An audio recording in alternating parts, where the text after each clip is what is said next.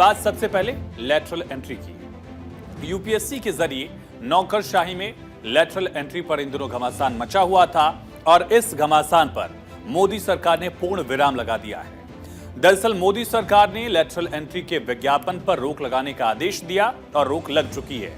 इसको लेकर कार्मिक मंत्री जितेंद्र सिंह ने यूपीएससी चेयरमैन को लेटर लिखा।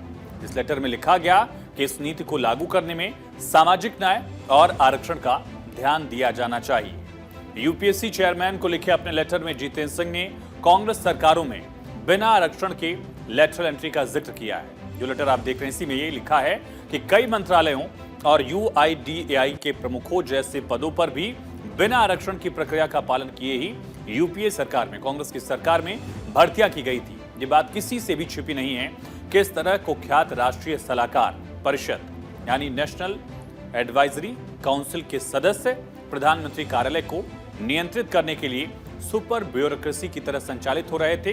इसका जिक्र करते हुए उन्होंने यूपी सरकार की याद दिलाई। जितेंद्र सिंह के लेटर के कुछ ही देर बाद यूपीएससी ने भी अपने लेटरल एंट्री वाले विज्ञापन को रद्द करने का आदेश जारी कर दिया है।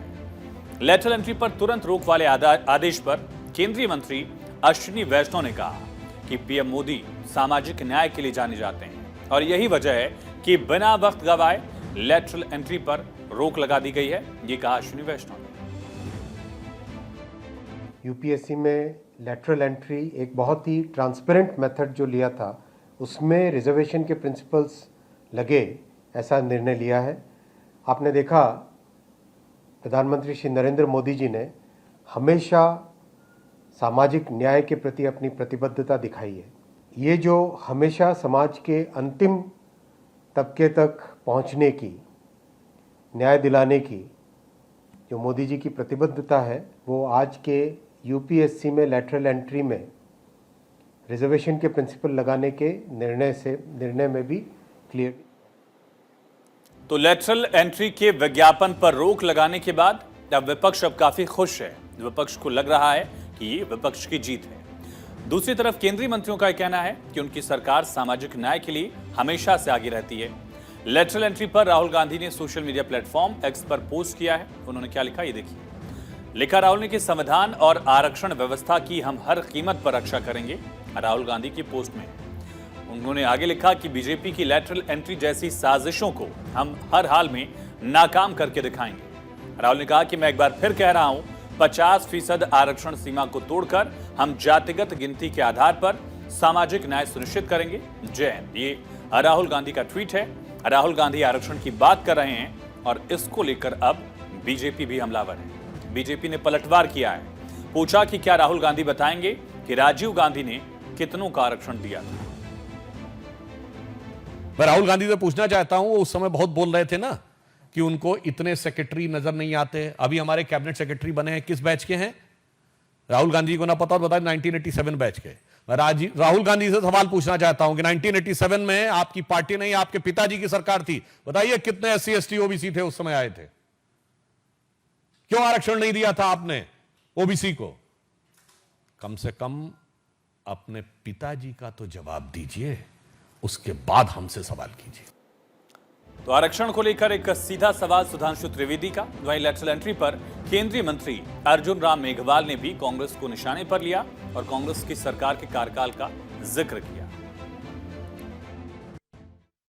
एक पत्र लिखा है यूपीएससी को कि जब तक रिजर्वेशन के पूरे प्रावधान नहीं हो जाते हैं तब तक आप इसको विड्रॉ करिए। ये दर्शाता है कि प्रधानमंत्री जी सोशल जस्टिस के लिए कमिटेड हैं। यद्यपि ये बात सही है कि लेटरल एंट्री कांग्रेस के ज़माने से शुरू हुई और वो अव्यवस्थित एक व्यवस्था थी, जिसको मर्जी आए उसको बना देते थे, जिसमें बहुत से ऐसे उदाहरण हैं, डॉक्टर मनमोहन सिंह जी से लेकर के ऐसे बहुत से उदाहरण दिए जा सकते हैं। वहीं विपक्ष का अपना राग है। विपक्ष का कहना है कि आरक्षण खत्म करने की कोशिश हो रही है। इसका जिक्र राहुल गांधी ने, अखिलेश यादव ने ट्वीट में भी किया था। अब इसको लेकर प्रतिक्रियाएं भी सामने आ रही हैं विपक्ष की तरफ से। ये लेटरल एंट्री के बहाने ये लोग आरक्षण को समाप्त करना चाहते हैं और संविधान के खिलाफ ये लोग काम कर रहे हैं। हम लोग शुरू दिन से ही बोलते रहे हैं कि भाई ये लोग आरक्षण विरोधी हैं, SC/ST विरोधी लोग हैं, और ये लोग किसी भी कीमत पे नहीं चाहते हैं कि SC/ST समाज जो है सचिवालय में बैठे। ये लोग चाहते हैं कि शौचालय में बैठे। विपक्ष के दबाव में आकर, अपने ही गठबंधन के सदस्यों के दबाव में आकर जो लेटरल एंट्री का एडवर्टीजमेंट थी, यूपीएससी ने जो विज्ञापन निकाला था, उसको वापस लेने के, उसको विड्रॉ करने के निर्देश दिए हैं। हम इसका स्वागत भी करते हैं और प्रधानमंत्री को एक सलाह भी देते हैं कि अब वक्त आ गया है कि देश के मन की बात सुनना शुरू कीजिए, और देश अपने मन की बात विपक्ष के माध्यम से बोलता है, देश अपने मन की बात आपके अलाइज के माध्यम से बोलता है। तो राहुल गांधी विपक्ष से जीत बता रहा है, आरक्षण व्यवस्था की हर कीमत पर रक्षा करने की बात कह रहा है विपक्ष। लेकिन मोदी सरकार ने लेटरल एंट्री को लेकर जो लेटर यूपीएससी के चेयरमैन को लिखा है, उस लेटर में ही मंत्री जितेंद्र सिंह ने लेटरल एंट्री की परंपरा 2005 में यूपीए की सरकार की तरफ से शुरू करने की बात कही गई। इसके अलावा सोनिया गांधी की अध्यक्षता वाली राष्ट्रीय सलाहकार परिषद NAC का जिक्र भी किया, कैसे उसके माध्यम से पीएमओ को कंट्रोल किया जाता था और वो कैसे सुपर ब्यूरोक्रेसी बन चुकी थी, इसका जिक्र है इसमें। ऐसे में आपको इस राष्ट्रीय सलाहकार परिषद के बारे में बताते हैं कि नेशनल एडवाइजरी काउंसिल आखिर क्या थी, किस तरह से इसका इस्तेमाल किया जाता था, इस मुद्दे पर कैसे बीजेपी ने कांग्रेस पर अटैक किया, ये बताएंगे आपको। लेकिन उससे पहले समझिए कि आखिर राष्ट्रीय सलाहकार परिषद क्या था और कैसे ये काम करती थी। NAC यानी राष्ट्रीय सलाहकार परिषद का गठन यूपीए की सरकार आने के समय 4 जून 2004 को किया गया था। खुद सोनिया गांधी इसकी चेयरपर्सन थी और सलाहकार परिषद का उद्देश्य था कल्याणकारी योजनाओं के लिए सीधे सरकार को सलाह देना। इस NAC में सोनिया गांधी के अलावा सामाजिक कार्यकर्ता, अर्थशास्त्री, नौकरशाह, राजनीतिज्ञ और उद्योगपति शामिल थे। यूपीए सरकार में इस परिषद का गठन हुआ और यूपीए सरकार के जाते ही मोदी सरकार ने इसको डिसॉल्व भी कर दिया। दरअसल पिछले शनिवार को यूपीएससी ने लेटरल एंट्री को लेकर जब विज्ञापन दिया, तब लोकसभा में नेता प्रतिपक्ष राहुल गांधी और अखिलेश यादव समेत विपक्ष के नेताओं ने इसको लेकर केंद्र पर निशाना साधा। राहुल गांधी ने यहां तक कह दिया कि लेटरल एंट्री के जरिए भर्ती करके सरकार SC, ST और OBC वर्ग का आरक्षण छीनने का काम कर रही है। वहीं केंद्र सरकार ने कांग्रेस पर भ्रामक दावे करने का आरोप लगाया है। बीजेपी का कहना है कि हमने तो ट्रांसपेरेंट तरीके से लेटरल एंट्री की है, बाकायदा विज्ञापन जारी किया है, भर्ती प्रक्रिया है, उसके बाद ये लोग आएंगे। जबकि कांग्रेस सरकार किसी भी प्रोफेशनल को ब्यूरोक्रेसी के टॉप पदों पर बैठा देती थी, ये आरोप लगाया गया बीजेपी की तरफ से। वैसे देखो, लेटरल एंट्री की जो शुरुआत है वो मोदी सरकार के वक्त पर नहीं हुई है, बल्कि नेहरू एरा से ही देखा जा रहा है इसका सिलसिला। आपको पहले कुछ बड़े नाम बताते हैं जिन्हें लेटरल एंट्री के जरिए प्रशासनिक महकमों में बड़े और उच्च पदों पर बैठाया गया, और आगे तफसील से इन नामों के साथ पूरी जानकारी देंगे, दूसरे नामों का जिक्र भी करेंगे। लेकिन बड़े नाम क्या है समझिए। मंतोष सिसोदिया का नाम, IG पटेल, खुद मनमोहन सिंह, मोंटेक सिंह अहलूवालिया, RV शाही, ये तमाम वो बड़े नाम हैं जो बड़े बड़े पदों पर रहे लेटरल एंट्री के जरिए। अब आपको एक एक नाम और किसके प्रधानमंत्री काल में कौन से महकमे की जिम्मेदारी किससे सौंपी गई थी, ये भी बताते हैं। वैसे देखिए तो जब नेहरू जी प्रधानमंत्री थे तब उन्होंने कई ऐसी नियुक्तियां की थी जो आज के लेटरल एंट्री जैसी हैं। 1959 में प्रधानमंत्री जवाहरलाल नेहरू ने औद्योगिक प्रबंधन पूल की शुरुआत की। मंतोष सिसोदिया जैसे लोगों को सरकार में शामिल किया गया। नेहरू काल में मंतोष सिसोदिया भारी उद्योग सचिव बने। वी कृष्णमूर्ति, PM नेहरू ने ही उनकी लेटरल एंट्री करवाई। बेल सेल में सफलतापूर्वक संचालन करने का तोहफा भी वी कृष्णमूर्ति को दिया गया। नेहरू एरा में वी कृष्णमूर्ति भारी उद्योग सचिव बने। 1954 में IG पटेल IMF से उप आर्थिक सलाहकार के रूप में शामिल हुए। नेहरू जी ने बाद में आर्थिक मामलों के सचिव और RBI गवर्नर तक को लेकर भी इस तरह की जिम्मेदारियां थी। जवाहरलाल नेहरू ने जो परंपरा शुरू की थी वो परंपरा आगे भी जारी रही। कांग्रेस राज में कई ऐसे लोगों को ब्यूरोक्रेसी में टॉप पोस्ट दी गई, उच्च पद दिए गए, जो ब्यूरोक्रेट नहीं थे लेकिन अच्छे प्रोफेशनल थे।